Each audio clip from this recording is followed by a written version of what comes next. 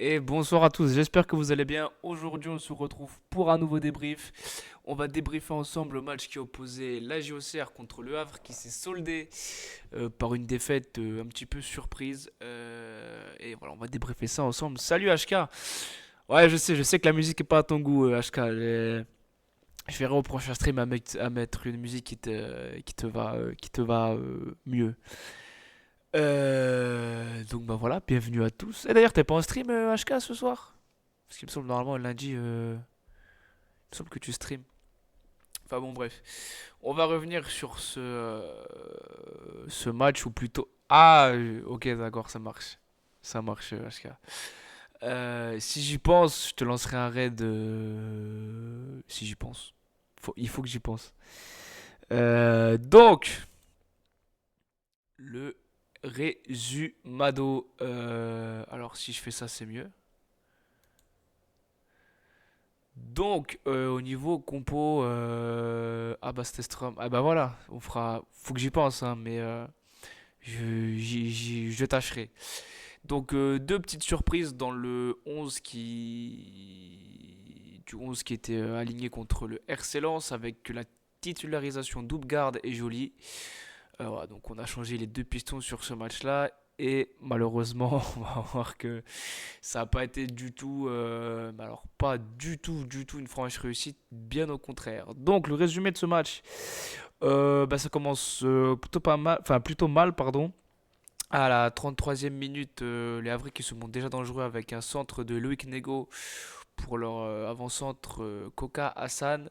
Belle parade de Léon. On a Soumaré qui suit en renard qui allume Léon, mais Léon repousse une nouvelle fois les assauts Havrais. Donc grosse double parade de Léon. Et après, bah, il va plus rien se passer avant la mi-temps. Le score est honteux. Oh non, mais là, ce match-là, j'en ai des choses à dire parce que j'ai beaucoup de choses à dire sur ce match. J'ai été très frustré, très énervé. Je ne mens pas que ils m'ont bien gâché mon dimanche, la GIA, pour une fois. Oui, il y a eu une petite occasion avant la mi-temps, je crois, de centre de Perrin et une tête de Joly, mais la tête est loupée, la tête est nulle. Et en seconde période, alors on a une petite alerte avec Ayou qui trouve le petit filet de la tête sur la cage de Donovan Léon. Et après, coup du sort, j'ai même envie de dire contre le cours du jeu, on a un Perrin qui lance Sinayoko. L'homme en forme et décisif, c'est dernièrement côté Auxerrois. On n'oublie pas son match XXL contre Lens. Et là, il prend la profondeur sur le côté gauche, il repique dans l'axe, magnifique frappe croisée, ouverture du score. On croit que le plus dur est fait. Et non, parce qu'on n'a pas joué. Après, on a une autre alerte dans le dernier quart d'heure avec un corner avré. La tête, épaule, main de André Ayou. Donc le but est logiquement refusé pour une main. Mais 3 minutes après, on se prend un but sur corner. Voilà, comme si ce qui s'était passé il y a 5 minutes, c'était pas suffisant. Et malheureusement, c'est Djoubal qui aura été décisif de nombreuses fois cette saison, qui nous aura rapporté de nombreux points. Mais voilà, c'est de la part de notre capitaine Djoubal Junior. Et dans les dernières minutes, on a un long centre avré et Sangante qui vient nous achever. Djoubal joue leur jeu, mais ils sont pas du tout alignés. La défense est à la ramasse. Enfin, bref, ce match-là, c'était une catastrophe. C'était une purge. Rien qu'à regarder les stats. Alors les stats, faut pourra en laisser, mais là sont ça représente plutôt ce qui s'est passé dans le match. En termes d'expected goal, on est seulement à 0,24 à domicile. On a tiré que 4 fois et on a cadré qu'une seule fois. Voilà. Et le Havre, de leur côté, ils ont fait leur jeu, ils ont tiré 11 fois au but et cadré 5 fois. Voilà. Sauf que je suis très en colère parce que j'ai vu sur X certaines personnes dire ah ouais, mais le Havre, ils jouaient leur survie, machin et tout, c'est une bonne équipe, avec tout le respect que j'ai pour les Havrais. Et bravo eux, parce qu'ils ont fait le match qu'il fallait faire. mais on jouait. Si on aurait vu le vrai visage, la vraie équipe, le vrai niveau de cette équipe, tous les jours on les bat chez nous à domicile. Sauf que là, je sais pas, il y a peut-être le contre-coup du maintien, un peu de relâche mentale et tout, inconsciemment ou pas. Pellissier en a d'ailleurs parlé en conférence de presse où il disait que voilà, la lumière n'était pas allumée. Effectivement, effectivement, non mais ce match-là, c'est une catastrophe. Après qu'on perde, moi je veux bien perdre, c'est pas le problème. Mais encore une fois, ce qui me dérange, c'est quand tu perds, mais il y a pas la manière. Autant tu fais ton match, tu tapes 5 fois les poteaux, en face ils ont un réalisme de cocu, pourquoi pas. Mais la vérité, c'est que le Havre, sur ce match-là, mérite de gagner. Et dans le jeu, je les ai pas trouvés bons. Mais au moins, ils ont eu le mérite de se bouger le cul, de s'arracher. Alors après, ils jouent leur survie en Ligue 1. Nous, on est maintenus. Tu te maintiens avant le match contre Lens. Il te reste deux matchs à domicile. Bon, maintenant, il te reste plus qu'un, mais tu avais l'occasion devant tes supporters avec un stade qui était à nouveau à guichet fermé. Tu avais l'occasion de finir en beauté, enfin de poursuivre en beauté devant tes supporters. Bah, moi j'ai vu une équipe qui était à moitié en vacances, quoi. On va embrayer sur les notes, mais il y a un truc que je vous dirais que j'oublie. Oui, même, en vrai, même l'ambiance dans le stade n'était pas. Je m'attendais quand même à mieux, même à Lens, dans le petit parcage. Enfin, le petit parcage. Le parcage était rempli, mais on faisait plus de bruit en parcage que là, à domicile. Donc ça aussi, ça m'a dérangé. Les mecs, si vous voulez pas chanter, si votre objectif c'est de rester bras ballants, de rester stoïque, de pas chanter, n'allez pas dans les ultras. Allez dans toutes les places que vous voulez, mais laissez-nous tranquilles et laissez-nous. Si vous voulez pas chanter, vous voulez juste regarder le match comme si sans participer à l'ambiance, c'est votre choix, certes. Mais dans ce cas-là, allez dans les tribunes qui vont bien. Allez pas, ça m'a gonflé. Mais ce qui m'a surtout gonflé, c'est l'équipe qu'on a vue sur le terrain, quoi. Et on va y venir. On va venir avec les notes qui, à l'inverse du Havre, enfin à l'inverse de merde, de Lens, bah là les notes, je vais pas vous mentir, elles vont être. Alors attendez que je rebascule le chat là-dessus. Paf. Donc les notes, ben Léon, un des seuls que je trouve au niveau, hein, il nous a maintenu tant qu'il a pu, mais avec une défense pareille, c'est très compliqué. Frédéric Houpgarde, que je réclamais de tous mes voeux titulaires parce que il avait l'occasion de se montrer, même ça n'était pas foufou sur ses derniers matchs. Mais malheureusement, Houpgarde sur ce match-là, c'est une catastrophe. L'ombre de lui-même, je l'ai vu hésitant, pas prendre d'initiative, défensivement, c'était limite. Offensivement, il a rien apporté. Ensuite, on va passer à Clément Akpa. De toute façon, je vais peut-être bouger les jours au fur et à mesure, mais Akpa, de mémoire, il fait un match correct. Mais bon, à partir du moment où tu prends deux buts face au Havre, allez, on va mettre décevant. Diomandé, décevant. Djoubal, ouais, c'est peut-être dur parce qu'il y a certains moments où tu sentais que c'était lui le boss, mais ce qui me fait le mettre dans le match décevant, c'est le CSC, quoi. Donc voilà, Paul Joly, je vais peut-être être méchant, je vais peut-être être sévère, mais je vais le mettre dans catastrophique et je vais expliquer pourquoi. Dès le début du match, au bout de trois courses, le mec, main sur les hanches, il était cuit, il était carbo, il monte super haut, ça on le sait.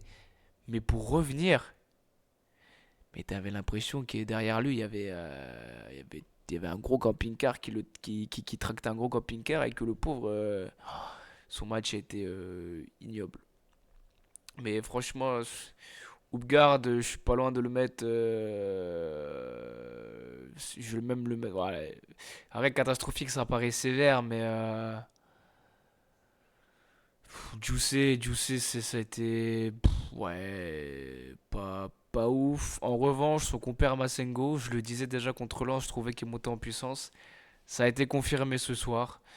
Enfin, hier soir, pardon. Je l'ai vraiment trouvé intéressant pour gratter des ballons, orienter le jeu.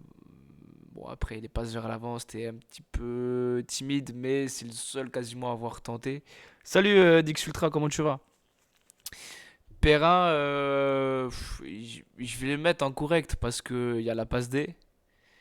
Mais sinon, non. Sinon, sorti de la passe D,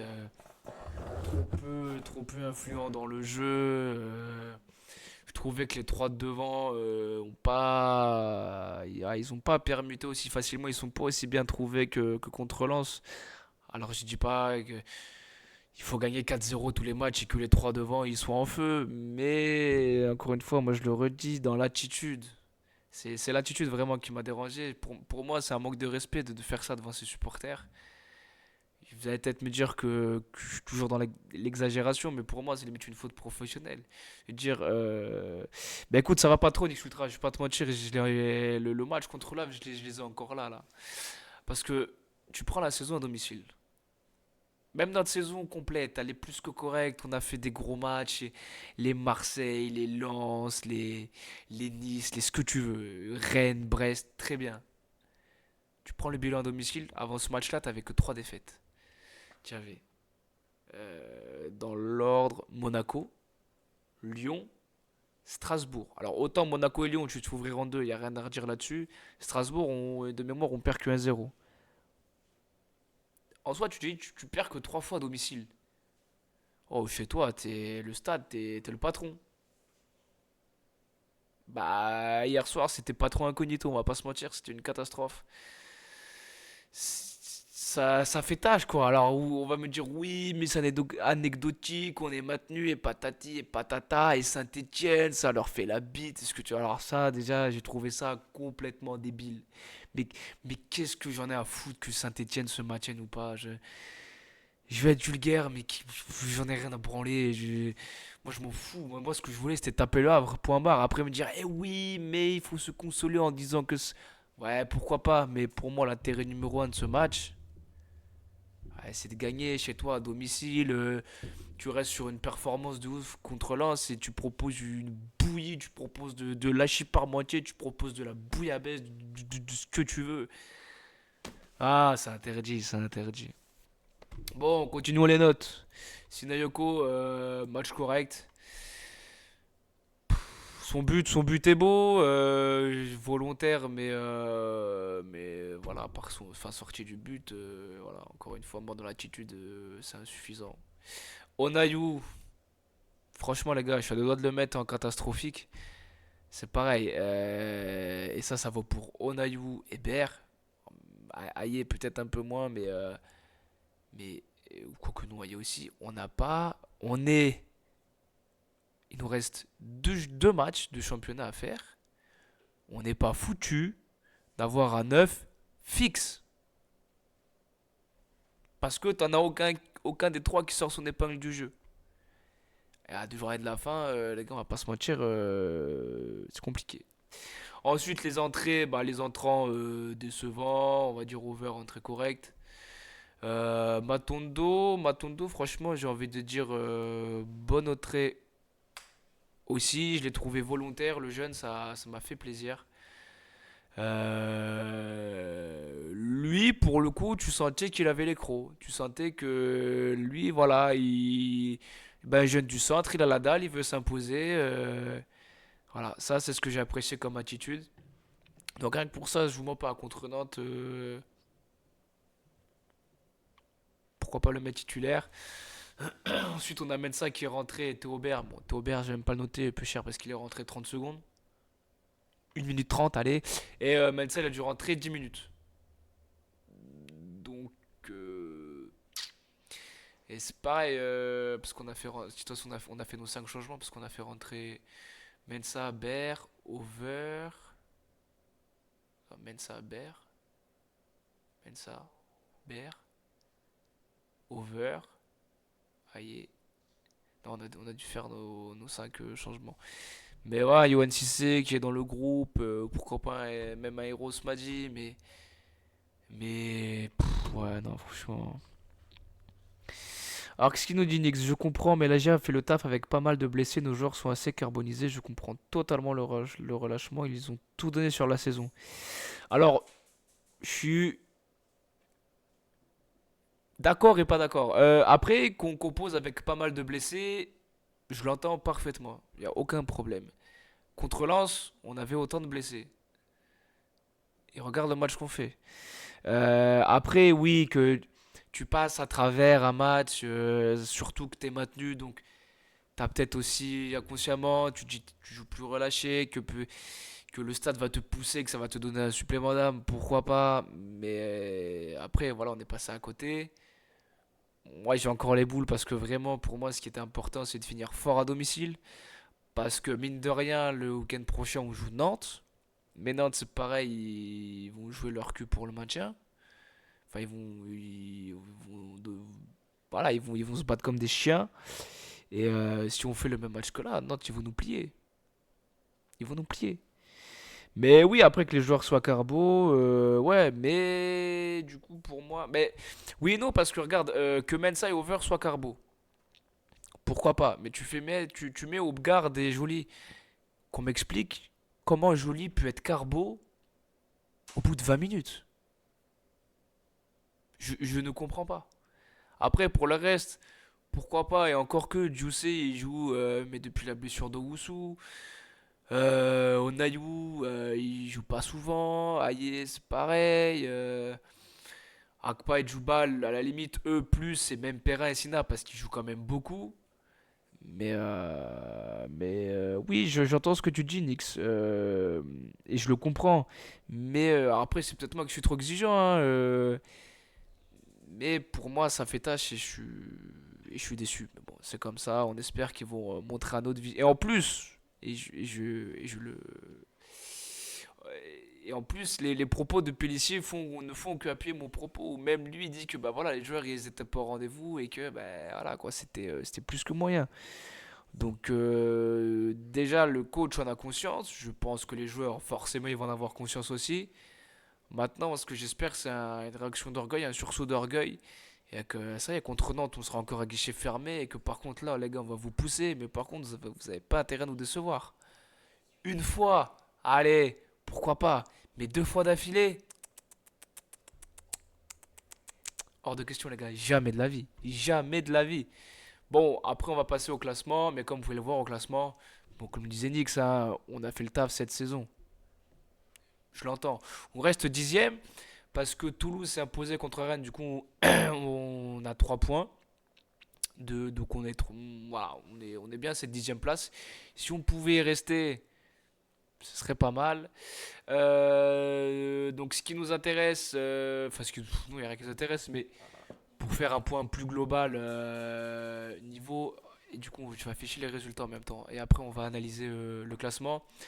Donc Nice qui s'est imposé sur la plus petite démarche face à Reims 1-0. Strasbourg qui a battu l'équipe Z de Paris. Ah, pour être sérieux, Paris ils ont fait beaucoup de tournées. Après c'est pareil.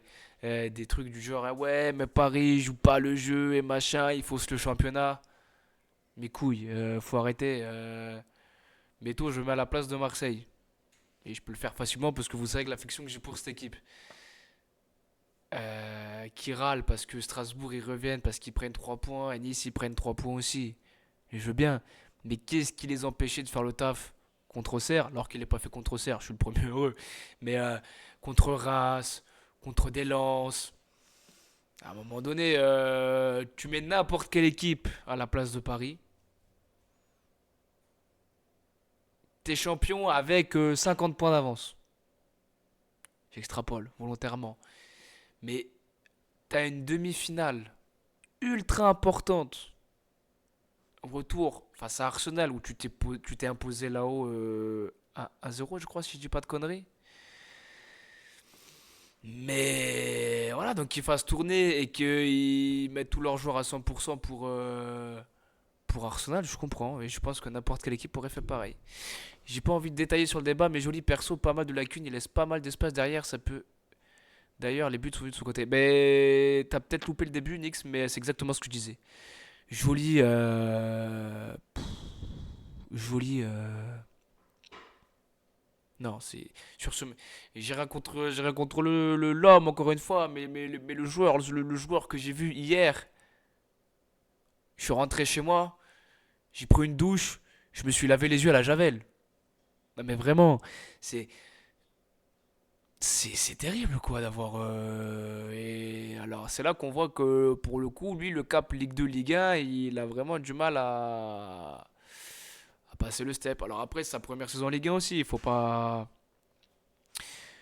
voilà, on se rappelle aussi des difficultés que pouvaient avoir Perrin ou Gocho pour leur première saison en Ligue 1 aussi. Faut pas mais bon, non vraiment les espaces qu'il laissait sur son côté, c'était et en plus alors je pense que tu étais au stade Nix, mais vu du stade.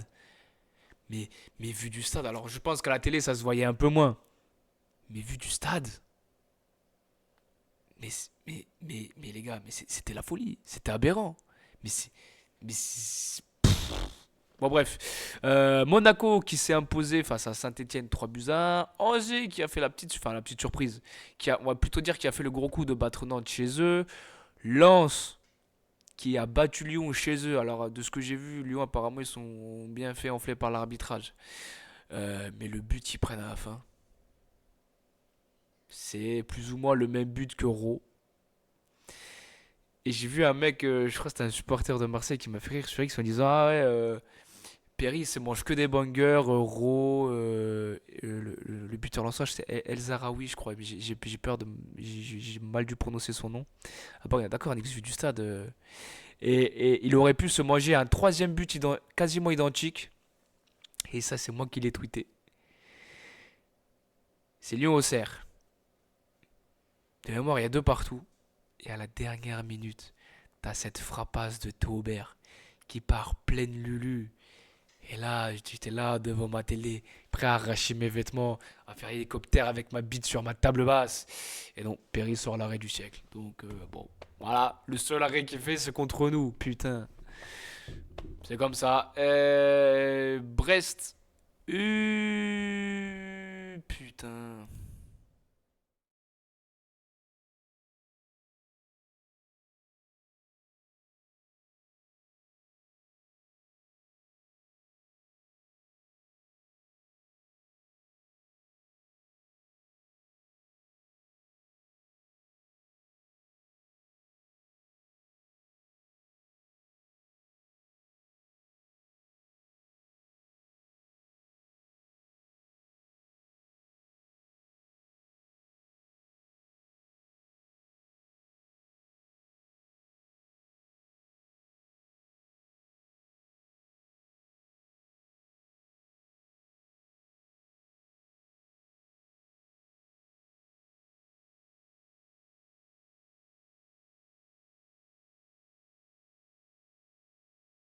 Alors les gars, excusez-moi, une petite coupure. Petite anecdote pour pas vous... Voilà, on est intimes maintenant, les gars, entre nous, voilà, on se connaît bien. En fait, c'est mes filles qui sont censées dormir et en fait, il y en a une qui s'est levée, sûrement pour aller aux toilettes, et elle a débranché le câble Ethernet. Et du coup, piou, coupure. Et du coup, je sais plus ce que je disais. Euh... Tiens, Nick, si t'es encore là, est-ce que tu peux me rappeler ce que je disais avant que ça cut? Ce serait très gentil de ta part. T'inquiète, ça arrive. Ouais, ouais, non, mais. En plus, c'est pour ça, mais même, tiens, pour tout vous dire, je pensais pas faire le stream ce soir parce que du coup, le temps, j'ai récupéré mes filles, donc le temps de les coucher et tout, ça fait longtemps que je les avais pas vues, donc voilà, et je me suis dit, ouais, et au final, je me suis dit demain j'ai des rendez-vous et tout, donc ouais, non, autant le faire ce soir. Et j'étais motivé, donc joli Lyon Agia, exactement. Ouais, ouais, la frappe de Théobert, sauvé par Perry. Oui, j'ai dit que j'étais prêt à arracher mes vêtements et faire le zizicoptère sur ma table basse. Et du coup, je ne l'ai pas fait à cause de Perry. Peut-être pas plus mal parce que. Mais bon. Oui, Brest qui s'est imposé face à Montpellier. Bon, Montpellier, les pauvres, hein, mais bon, c'est comme ça. Bon, on va parvenir sur Auxerre-Le Havre. Et Lille-Marseille qui s'est soldé par un but partout. Et je peux vous le dire, j'étais dégoûté parce que la boulette de Rouli, le mec qui fait la. C'est un des meilleurs gardiens de Ligue 1. Il était impérial. Il aura tellement sauvé, rapporté des points, maintenu en vie ce que tu veux. Et là, sur le match, un des matchs le plus important de la saison, il fait la boulette. Ça arrive. J'ai envie de dire, c'est comme Djoubal, tu vois, il nous met je sais pas combien de buts de la tête par saison, il fait un CSC. Bon, ça arrive.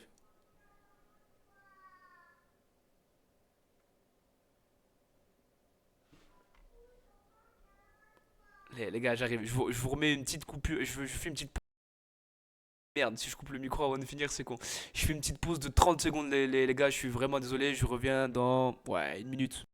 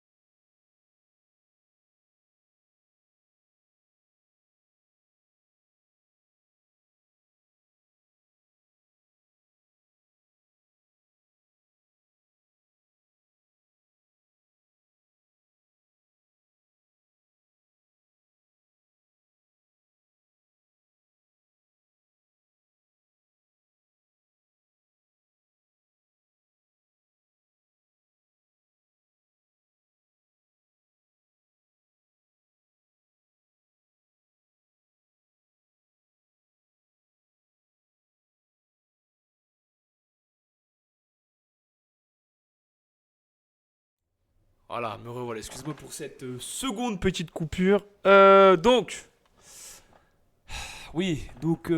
on a fait le point sur le classement et tout. Du coup, non, parce que bon, on va s'attarder sur bon, quoique les deux c'est passionnant parce que Marseille et Strasbourg, ça se tient qu'à 2 points, donc il n'y a rien qui a encore fait. Lyon, bah, Lyon du coup est décroché, mais on sait jamais, il reste 2 matchs, il reste 6 points, donc potentiellement il peut finir deuxième. J'y crois pas. Mais par contre, Strasbourg, Lille, Nice, Monaco, Marseille, ça va être très très chaud. Et derrière, eh ben, on voit que Saint-Etienne, ils sont à 4 points du Havre. Donc pas évident. Sauf que on va voir que sur la prochaine journée, eh ben, le Havre, ils reçoivent Marseille. Et autant vous dire que si Marseille joue comme ils ont joué contre Lille, rideau. Tu as vu l'émission du président Malherbe dans le débat JA? Ah non, pas du tout. Pas du tout, Nix. Bah, merci de me le dire et j'irai écouter ça tranquillement après. Debagia, si je dis pas de conneries, c'est la Républicaine qui fait ça, non? Je crois. Donc la prochaine journée, le retour du multiplex, les gars. Et, et limite, enfin limite, je suis con d'être, je suis con. Ouais, j'arrive plus à parler. Limite, je suis déçu d'être au stade parce que dans les multiplex, ils se parlent tout le temps des trucs et tout et t'as des rebondissements dans tous les sens. Donc il va y avoir du suspense de partout. Mais bon, je serai bien au stade face à Nantes, ça, y a pas de souci. Je serai le premier à chanter. Enfin bon, bref. Donc, Angers Strasbourg, prétendant au maintien, prétendant à l'Europe. Auxerre Nantes, Brest Lille, Le Havre Marseille, Monaco Lyon, Montpellier PSG. Là, je ne vous mens pas, par contre, si Montpellier bat le PSG, là, il n'y aura pas d'histoire d'équipe B, d'équipe C, de. Non, non, non, non, non, non, non. Reims-Saint-Etienne, pas évident pour saint mais à voir si Stassin sera revenu de blessure. Rennes-Nice et Toulouse-Lens. Voilà pour la prochaine journée. Du coup, nous, on va couper ça et ça. Et on va s'attarder sur notre adversaire qui nous attend samedi prochain. Donc Nantes qui a fait... Et c'est pas le bon match. Parce que... Mais non, c'était contre Angers. Qu'est-ce que j'ai branlé? Alors attendez, on va rectifier ça tout de suite. Tac, tac, tac. Ah bah j'ai cliqué sur le mauvais match. Et alors attendez, normalement...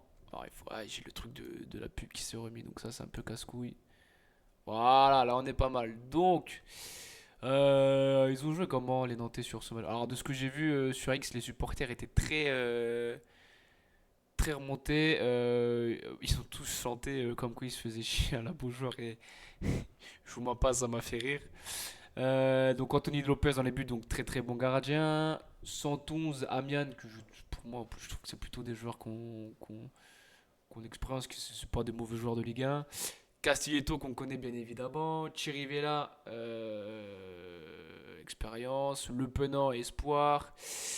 Ablin, Mostafa, Mohamed et Moïse Simon. Alerte rumeur. Wagner Pina, 22 ans, arrière droit, pourrait signer à l'AGA évoluant à Estoril Cap-Vert. Oui, j'ai vu la rumeur circuler. Nix, mais je me suis pas encore attardé sur le joueur. Je vais essayer de creuser ce joueur. Et ce sera peut-être l'objet d'un sur un prochain stream, peut-être le stream prochain. Mais ouais, on va essayer de. Et puis de toute façon, à la fin de la saison, une fois que la saison sera finie, je pense qu'on fera quand même encore quelques streams où voilà, on parlera mercato. Parce que moi, personnellement, le mercato, c'est quelque chose qui m'excite. Quand c'est le mercato, je serais un peu du style Pablo Longoria, aller me chercher une liste de joueurs comme ça et à dire alors lui fin de contrat, lui tel profil et patates. Et ça, le mercato, c'est un truc qui m'excite. C'est voilà, chacun son plaisir les gars, me jugez pas. Une petite pépitasse. Ben ouais, on va voir Nix. Donc oui, cette équipe nantaise, alors même si elle a mal joué contre Angers, t'as quand même bah, Ablin, forcément, à 8 buts de passe D. Mostafa Mohamed, 5 buts. Mosey Simon, leur danger numéro 1, 7 buts, 9 passes D. Alors, Pélissier, si tu m'entends, je sais que tu m'entends pas, mais c'est pas grave. C'est Simon, il joue à gauche. Donc celui qui doit défendre sur lui, dans notre configuration, c'est le piston droit. Je t'en supplie, ne mets pas Paul Joly. Je n'ai rien contre l'homme. Je le répète, je l'ai vu en difficulté contre Issa Soumaré. Imaginez contre Moses Simon. Vraiment. Je veux pas faire des cauchemars samedi prochain. Non, mais Moses Simon, c'est un joueur très vif. Ablin, surprenant sa saison, mais vrai joueur technique, attaquant plutôt complet. Beaucoup plus tranchant devant le but, ce qui n'était pas le cas chez nous. Mohamed, voilà, joueur qui a l'expérience, le peu. En vrai, Nantes, sur le papier, ils ont vraiment ils ont des joueurs pas dégueux, quoi. Tu as même des Kadewere sur le banc, Florian Mollet, Douglas Augusto, Francis Coquelin, Nicolas Palois, comment l'oublier, Nicolas Kozza. Ben non, vraiment, c'est. Alors, Alban Lafont qui est passé au N3, ça, c'est un truc que je ne comprends pas. J'espère qu'il va réussir à relancer sa carrière. Parce qu'il est jeune encore, Alban Lafont. Et 26 ans. Bon, plus tant que ça. Mais quel gâchis. Quel gâchis de le voir pas pourrir, mais de le voir. Ça me fait mal au cœur. Il avait tellement de potentiel, ce garçon. J'ai jamais compris le move Nantes-Toulouse.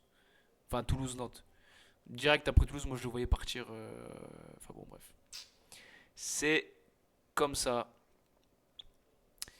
Mais du coup, on va attaquer la dernière partie de cette émission. Alors pour la vidéo, président Malherbe, il y a le lien sur le jeu. Eh ben ouais, eh ben, c'est gentil. Je vais checker ça. Alors attends, juste avant. Si j'arrive à refaire le truc, mais vu que je me rappelle plus c'est quoi, attends, moi je peux faire une dinguerie. C'est où? Ah, ça doit être ça. Alors attends, si je fais ça. Ah! Bon, on a perdu ma tête. Ah, mais je suis con, j'ai pas fait avec le bon truc. Mais je suis un trou de balle, les gars, je vous le dis. Coucou! Yo.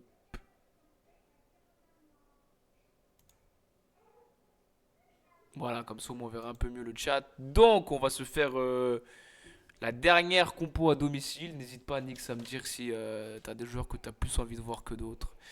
Bon, dans les buts, on se laisse Dono, même si je pense qu'il faut pas exclure le fait que deux personnes jouent peut-être le match contre le PSG, allez savoir. Latéral gauche, bah Mensa parce que le match de d'Oupgard ne m'a pas convaincu. Over, bah là on remet.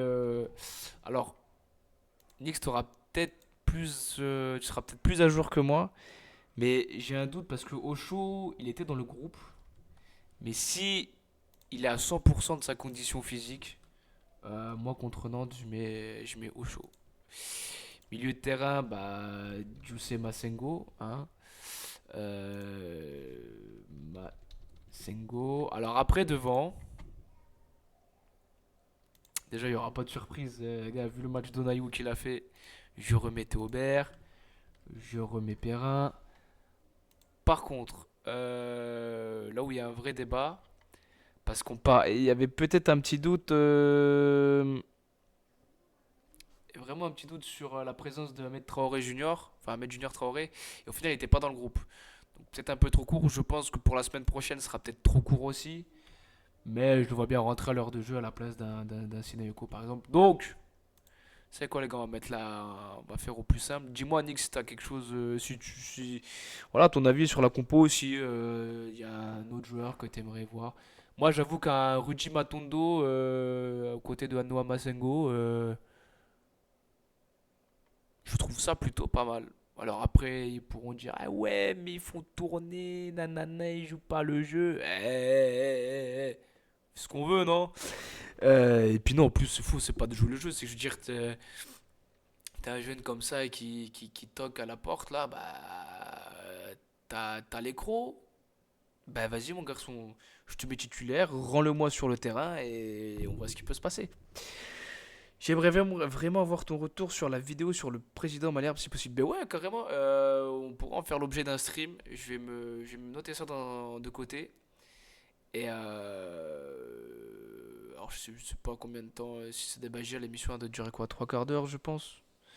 Donc je vais écouter ça et on pourra se faire un petit react sur, sur le podcast où il y a le président Baptiste Malherbe. Ben voilà, je pense que a priori on a l'air plutôt pas mal. On a fait notre petite compo. N'hésite pas à me redire Nick s'il y a, je sais pas, si tu veux revoir Jolie, je ne pense pas, mais ou Upgard, ou je sais pas moi, peut-être bon, Rosmali titulaire peut-être pas, mais même un petit jeune, ou pourquoi pas deux Persins.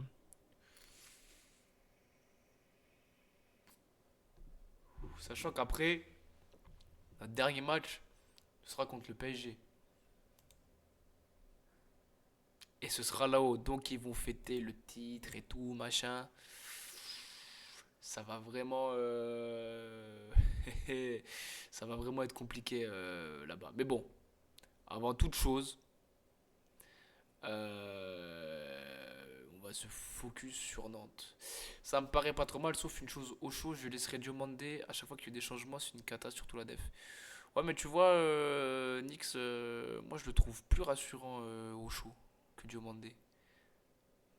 Mais après, oui, après, si Ocho est à 100%, je mets Ocho. Mais s'il est à 60, même 80%, je mets Diomandé. Mais il m'a pas. Alors attention, Diomandé, il fait une saison correcte. Et il y a des matchs, notamment contre Lyon, où il a été excellent. Mais bon, là après, c'est vrai que je parle peut-être encore sur le coup de la colère parce qu'ils m'ont vraiment rendu fou hier. Mais ouais, voilà. Mais non, sinon après, là, bon, je pense que c'est ce qu'on aura plus ou moins.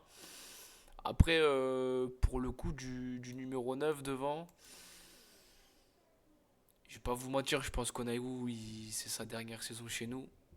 Et ce sera pas le seul, parce que si, vu que Nix nous a lancé sur le mercato, il y a une info, l'équipe qui est sortie.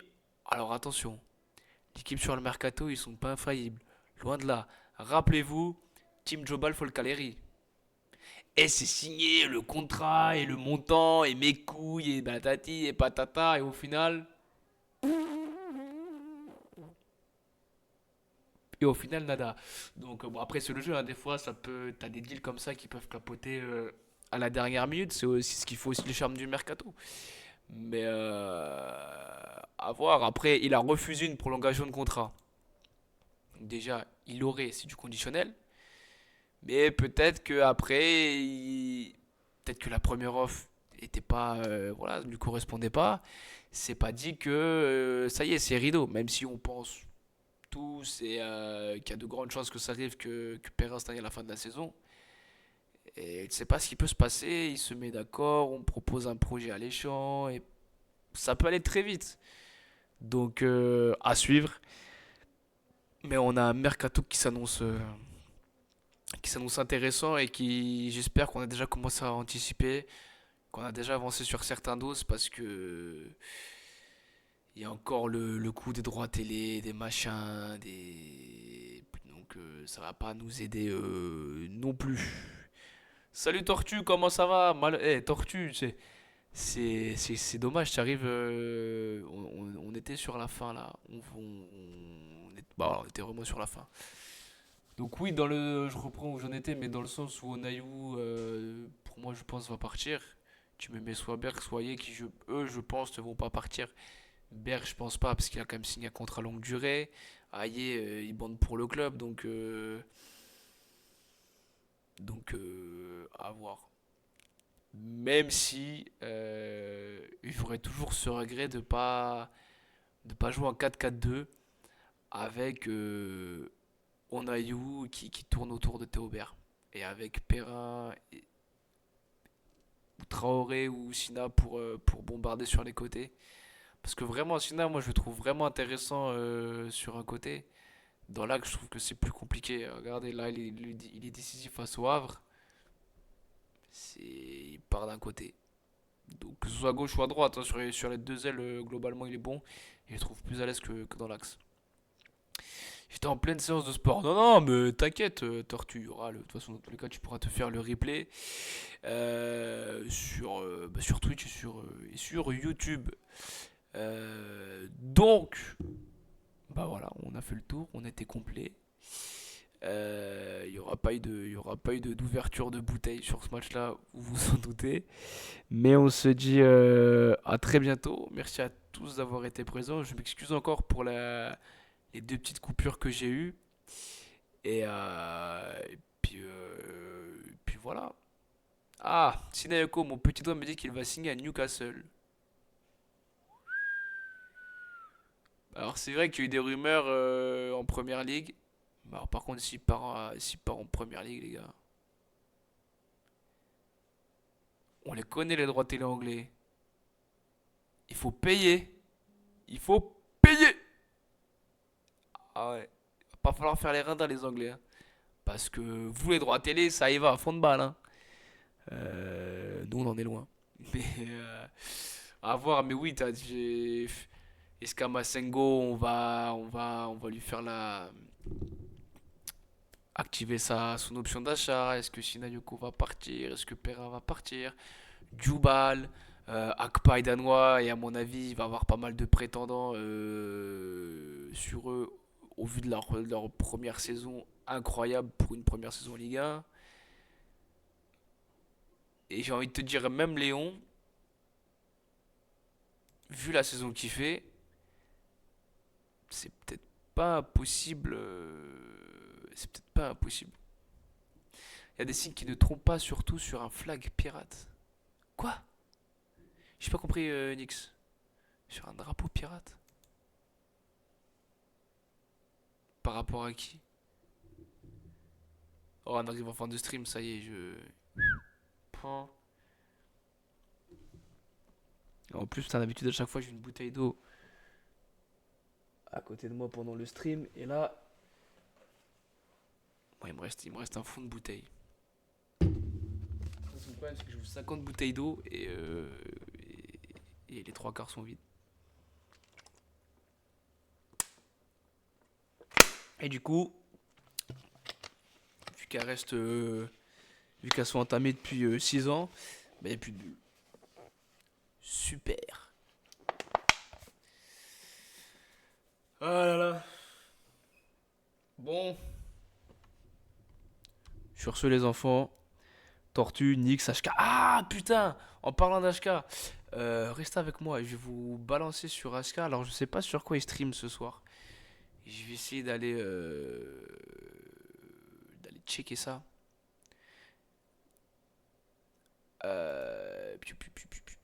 Oui, Sina a mis des photos avec le drapeau pirate aux couleurs du. Ah, mais va savoir. C'est pas impossible. Mais on va. Alors, puis j'ai une commande pour faire le raid, mais j'ai déjà oublié. Et alors, attends, comment on fait? Peut-être ça doit être là-dedans. Gestionnaire de stream, on est pas mal. Lancer un raid sur une chaîne. Voilà. Où es-tu, mon petit H canonné? Alors, sur quoi il stream déjà? Alors, si je l'écris à l'endroit, c'est mieux. Je me demande, je crois qu'il était sur Black Flag, mais je me demande s'il a pas. Ah, bah tu vois, regarde, ça se trouve, Sinayoko, le drapeau pirate, c'était pour HK. Donc du coup, les gars, on va se quitter là-dessus et on va envoyer un raid. Euh, Par contre, lancer le raid. Voilà. Donc les gars, je vous remercie à tous d'avoir été présents sur le stream. On se dit à lundi prochain et en attendant, bonne semaine à vous et surtout, allez la GIA, ciao.